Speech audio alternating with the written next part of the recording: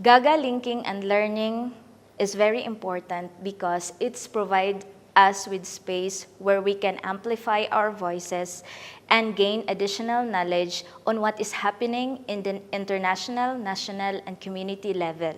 It also offers a broader network of support that strengthens the community programs to combat climate change and gender crisis.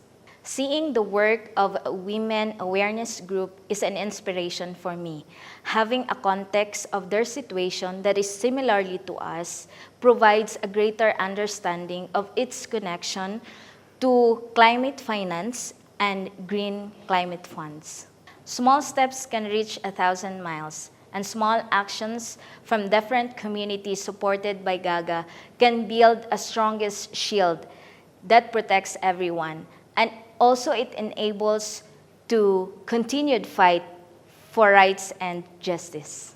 Being an indigenous young women environmental defenders, I would like to call on the policymakers and funds at COP29 that we, as an indigenous community, shall have a direct access to funding that is easily accessible to us.